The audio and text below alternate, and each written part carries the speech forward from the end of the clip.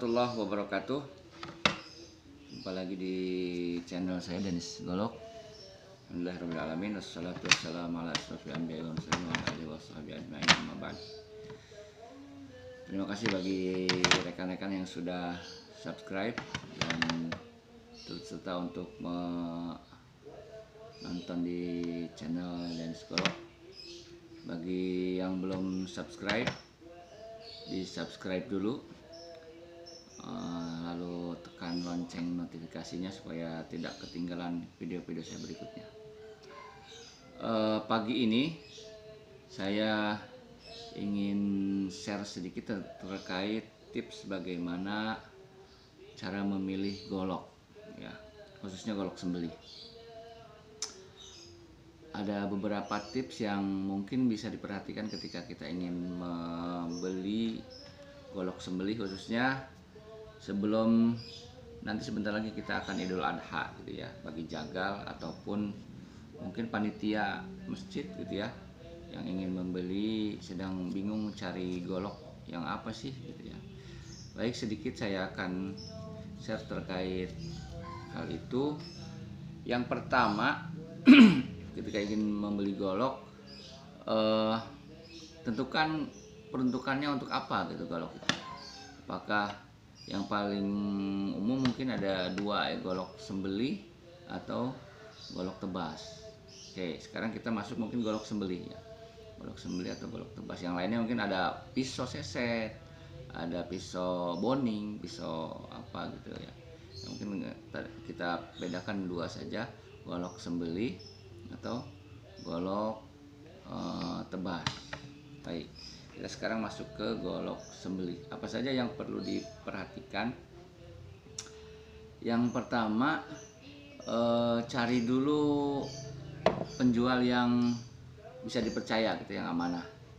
Ya mungkin bisa tanya ke teman, lihat di media sosialnya, di grup-grup sekarang sudah banyak ya, di grup-grup perbilahan atau golok sudah banyak di share. Ada juga yang info-info terkait yang tidak amanah gitu ya, yang tidak bisa dipercaya, juga jadi referensi kita. Silahkan cari sebisa kita. Ada juga yang referensi, wah si ini bagus, goloknya juga bagus, ya silahkan. Jadi cari penjual yang bisa dipercaya, yang amanah gitu ya. Berikutnya, tentukan budget yang kita punya, mau beli golok yang budgetnya berapa gitu ya, karena nanti menentukan spek golok nanti yang akan kita beli. Apakah nantinya akan beli golok premium atau golok yang standar saja, kita berapa. Nah, setelah tentukan budget, lalu tentukan spek bilah ya, spek bilah. Nah, ini banyak ininya, banyak variannya gitu ya. Yang menentukan spek bilah itu nanti pertama, apakah si jagal yang akan pakai bilahnya itu, apakah dia cara menyembelihnya pakai dorong atau tarik. Nah, itu kan nanti spek bilahnya kan beda tuh. Kalau biasa dorong, paling tidak dia harus golok yang bertenaga dan panjang. Jadi bilahnya itu lebih tebal dan bilahnya goloknya panjang kalau dorong biasanya gitu. Kalau tarik, dia bilahnya enteng dan pendek, biasanya lebih enteng dan pendek. Karena kenapa ya, kenapa kalau dia terlalu panjang, ini ilustrasinya begini. Jadi kalau tangan kita di sini di handle, nah, tenaga di tangan kita itu 100% ya. Tapi kalau sudah turun lebih panjang, lebih ke sini, itu tenaga kita lebih ke bawah, lebih jauh, itu lebih kecil, dan kontrol kita terhadap bilah itu lebih kecil ya. Jadi bisa begini-begini nih. Kalau kata orang Sunda itu lebih ngegibeg. Kalau lebih panjang itu kemungkinan untuk eh, gecol, kalau kata orang Betawi gecol itu lebih besar, kata orang Sunda ngagibeg ya, jangan sampai ngagibeg kalau terlalu panjang gitu ya. Itu spek bilahnya berarti kalau untuk dorong panjang, kalau untuk tarik itu lebih pendek. Berapa sih kalau untuk dorong? Ya 30 kita 30 cm. Kalau untuk tarik itu 25 atau ada juga yang 19 20 gitu ya. Ya silahkan aja, itu tergantung tadi kembali lagi ke jagalnya. Tuh, dorong atau tarik. Yang kedua bahannya. Ya, tadi kalau bahan mungkin kembali lagi ke budget tadi. Mau cari bahan apa?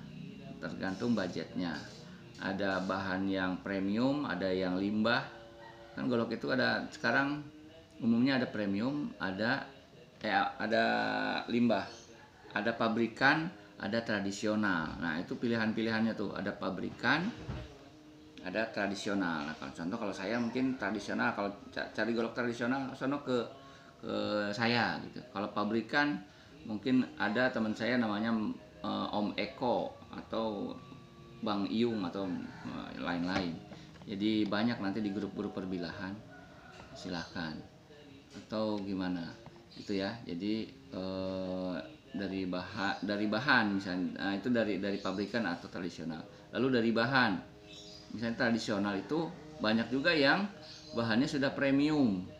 Premium itu misalnya K110 Bohler, D2, lalu Vanadis, lalu apa lagi, Elmax atau apa, tergantung budget yang kita punya. Kembali lagi itu kalau yang premium. Atau misalnya tradisional, ya tradisional relatif lebih apa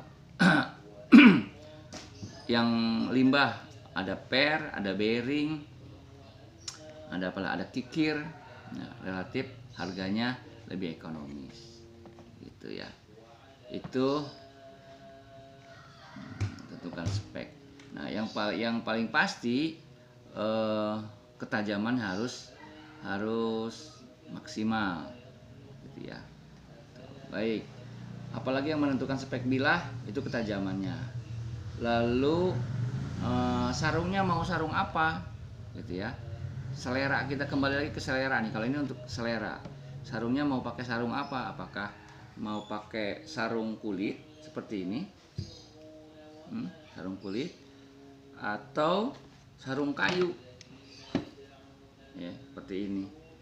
Nah, sarung kayu. Nah, kayu juga macam-macam, ada kayu johar, kayu sonokeling, kayu samarinda, atau apa lagi, samarinda, johar, sonokeling, ya seperti itulah ya.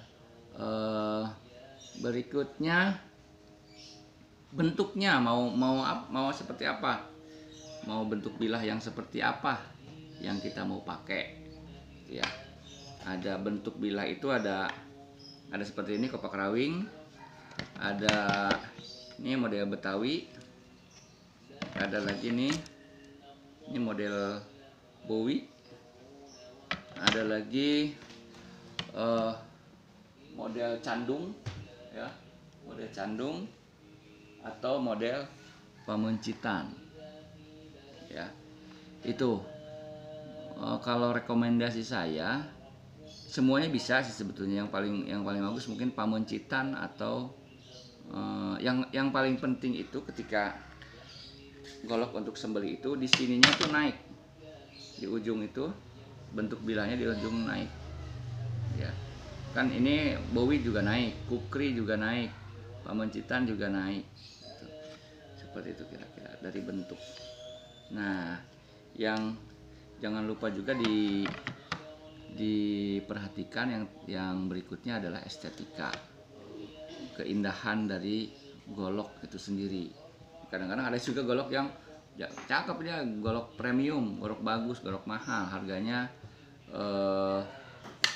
pendek tapi mahal. Misalnya pendek 20 cm, 25 cm, 23 cm, tapi harganya 1,5 juta misalnya. atau berapa. Bagus, secara kualitas bagus, tapi secara estetika dia ya begitu aja bentuknya gitu. Nah, itu ya silakan aja sih, tergantung jagalnya itu sendiri. Tapi mungkin perlu diperhatikan juga estetika gitu ya, karena ada juga nih yang teman-teman jagal atau jagal yang tahunan gitu ya, estetika itu penting juga. Kadang ada yang ketika menyembelih itu selain estetika juga memang dianjurkan. Jadi golok itu siap dua. Pertama golok di pinggang seperti ini ya, taruh di pinggang sebelah kanan, itu sebagai cadangan itu. Biasanya sarungnya kulit ya, tapi nggak juga, kadang-kadang ya kayu juga ada ya. Estetika di sini itu untuk cadangan, juga untuk gaya lah gitu ya, untuk gaya. Jadi kalau kelihatan bagus taruh di sini, tapi yang dipakai bukan yang ini, yang di pinggang ini, yang dipakai yang lain. Jadi ini untuk cadangan. Nah itu perlunya estetika, perlunya jadi kata-kata Om Bob Kodir gitu ya,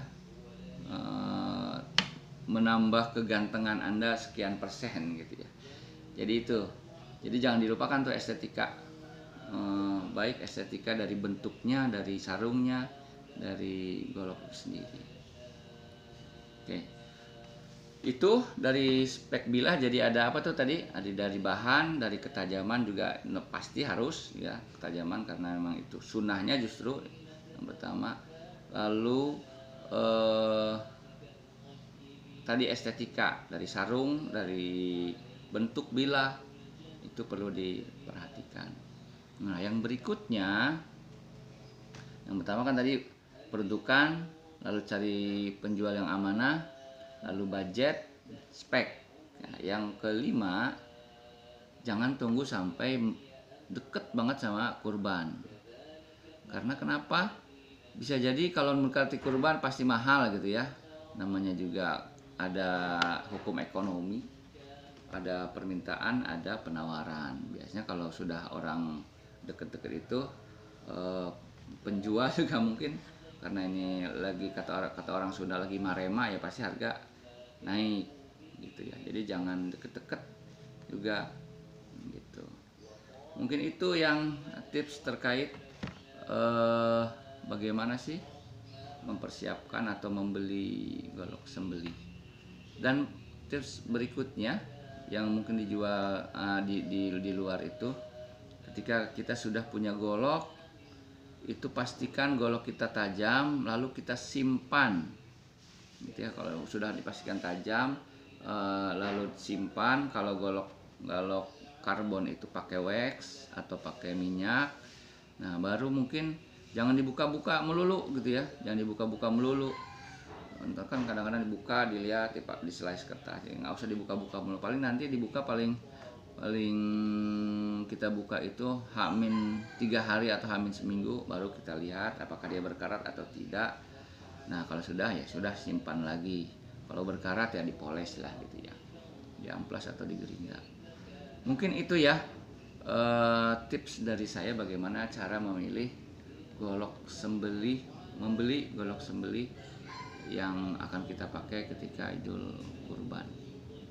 Jangan lupa sekali lagi komentar, share, dan subscribe channel saya ini. Dengan banyak yang subscribe, mudah-mudahan saya lebih rajin lagi nanti bikin tips-tips terkait perbilahan. Demikian, billahi taufiq wal hidayah. Assalamualaikum warahmatullahi wabarakatuh.